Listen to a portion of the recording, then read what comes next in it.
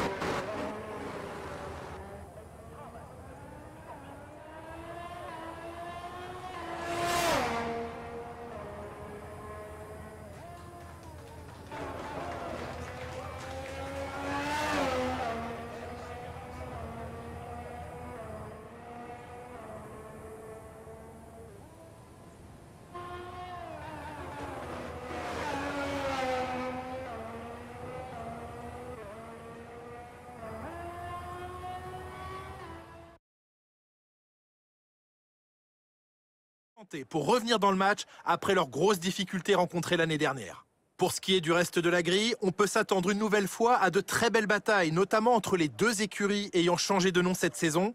Racing Point devient Aston Martin et Renault se présente désormais sous les couleurs d'Alpine. Nous avons beaucoup de choses à aborder avec Nicolas Martin qui me rejoint dans la cabine de commentaires, alors montez le volume.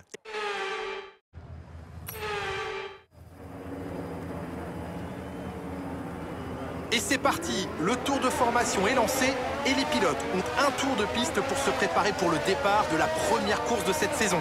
Les pilotes espèrent tous commencer l'année en beauté, mais qui se hissera sur la plus haute marche du podium aujourd'hui? Nous en saurons davantage d'ici peu. Les voitures s'approchent de la grille et s'alignent pour le départ de la course. Les compétiteurs en piste espèrent tous prendre le meilleur départ possible pour finir sur le podium ou à défaut dans les points.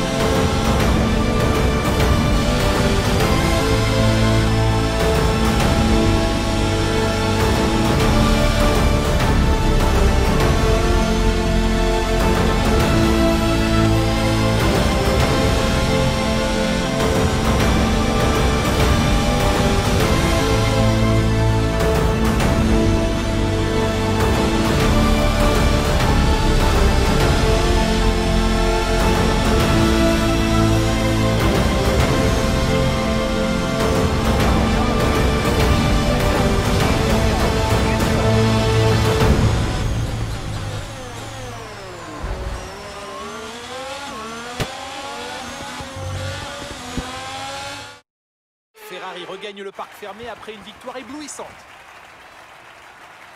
Jean-Éric Vergne, qu'est-ce qui leur a permis d'atteindre ce résultat d'après vous? C'était une véritable victoire d'équipe. Ils ont élaboré une stratégie parfaitement adaptée aux conditions du circuit aujourd'hui. Le pilote a fait tout ce qu'on attendait de lui au moment où il fallait et il a suivi le plan à la perfection. Un exemple brillant qui montre bien que la F1 est un sport d'équipe.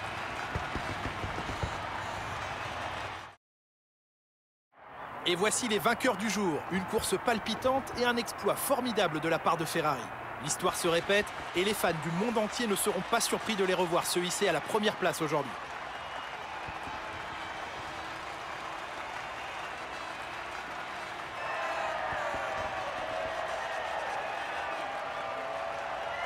Charles Leclerc a gagné aujourd'hui assez de points pour prendre la tête du championnat. Regardons rapidement l'évolution du classement des pilotes. Donc Jean-Éric Vergne, qui selon vous est le pilote du jour? Max Verstappen semblait se faufiler avec une facilité déconcertante entre les autres pilotes aujourd'hui.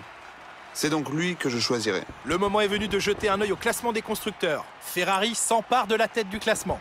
Et voilà qui conclut un autre formidable week-end de Formule 1. Mais voyons le bon côté des choses, il reste encore quelques courses au championnat.